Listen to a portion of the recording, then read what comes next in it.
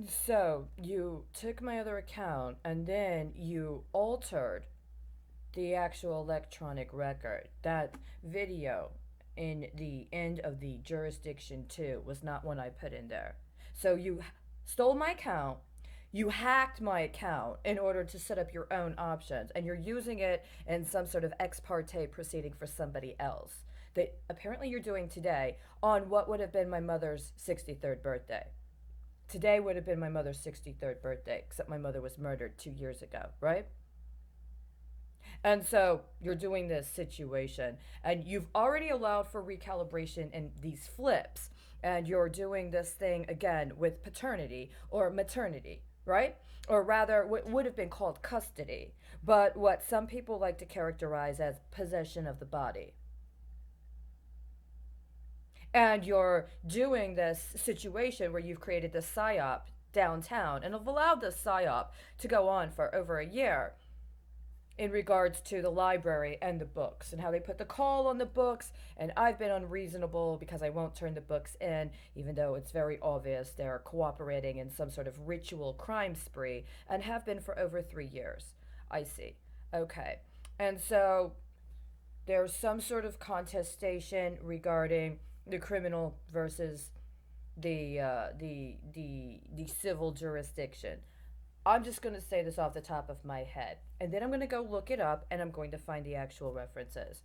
In the local criminal rules and the local civil rules, there is a specific discussion that allows for what they did in my case to make sense from a specific perspective of them using my case as a proxy for or as a derivative action in regards to some other criminal case.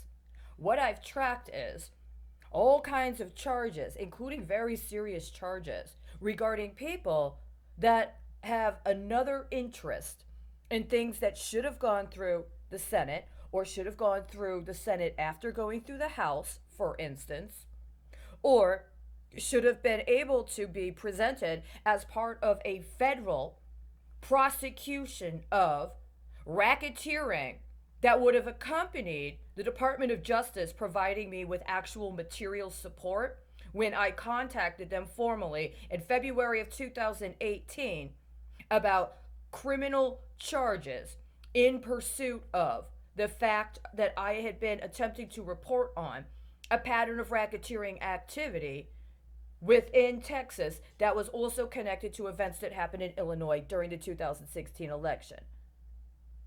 Right? And so, unfortunately, all of that has been obstructed.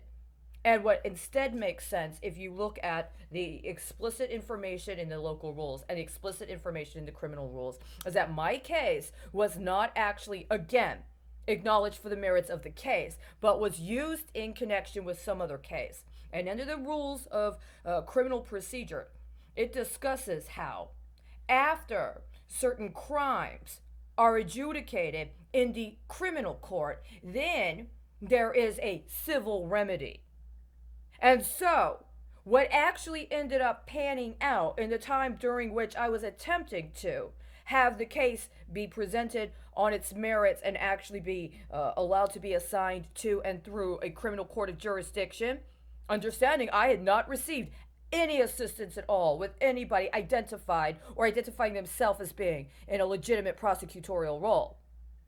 That what happened was somehow it was as if my case was being used as civil remuneration or a restitution or in consideration of how to adjudge civil restitution following some other criminal proceeding. And that's what I was meaning specifically and explicitly in that description of jurisdiction and the violation of the criminal and the civil rules. Now, by law, there are only certain kinds of proceedings that are suitable for a magistrate judge. You either need to have a grand jury proceeding or an impaneling of the court, or you need to have a trial by jury.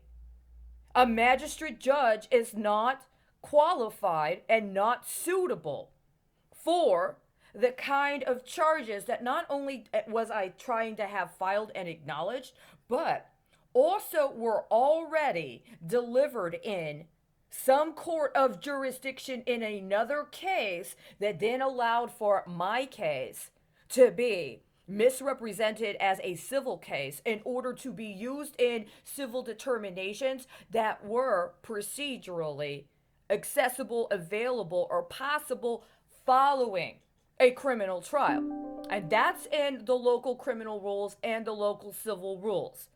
Now, I'm going to go actually look that up and I'm going to find the specific code. But I'm not going to give it to you in a video. Why?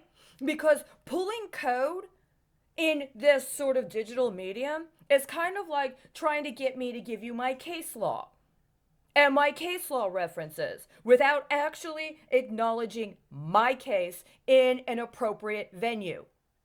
You've been doing this for over 4 years. You've been doing this, actually now it's over 4 years. I first filed on June 2nd of 2017. For over 4 years you've been doing this. And what I've seen is that when I did handwrite filings where I had case law already assigned specifically regarding questions of sovereign immunity, you will let that get stolen because you refuse to give me appropriate evidence submissions process. And somebody used not only that argument, but also the specific case law citations in other efforts. This has been going on for years. So I already have the original rules of the civil procedure, the original rules of criminal procedure for this district court. And those were the rules upon which these efforts have been based. And that's the way it breaks down within the explicit understanding of the rules. The automation, the special order that came up only after the beginning of 2020, that's nowhere in the rules of those cases. And when I went to file on site, they gave me the same version of the local rules and of the local civil rules and the local criminal rules. So where did this special order come from? Who's doing the automation? The same process is panned out. Now we've gone all the way up. The exact terror that I've had since I started, specifically since I contacted IAD in October 2018, it's come to bear.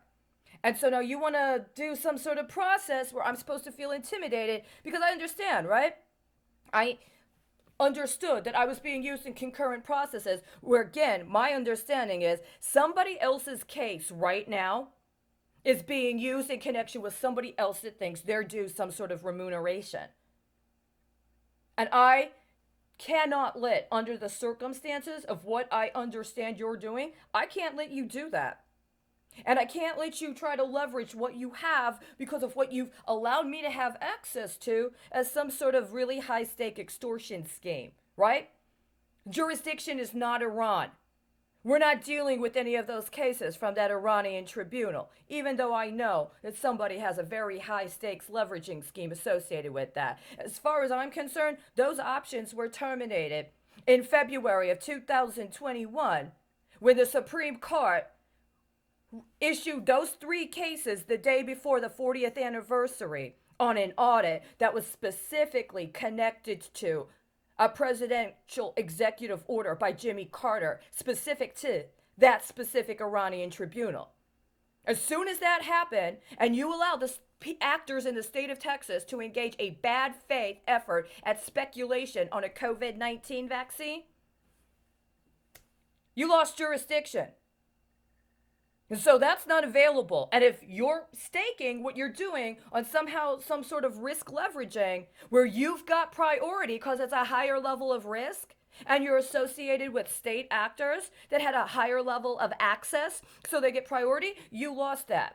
You lost that jurisdiction and you lost that authority in February of this year. And if you have a problem with that, you're going to have to go to the Supreme Court. You're going to have to go to the Supreme Court and you're going to have to appeal those 3 cases they issued opinions on February 3rd of 2021. Because as far as I'm concerned, as long as you continue this same situation, you don't have jurisdiction anymore. You don't have jurisdiction and you don't have authority. So you're going to need to go to the Supreme Court and you're going to need to get them to reconsider what they did on February 3rd of 2021 because everything you've done since then has been terrorism.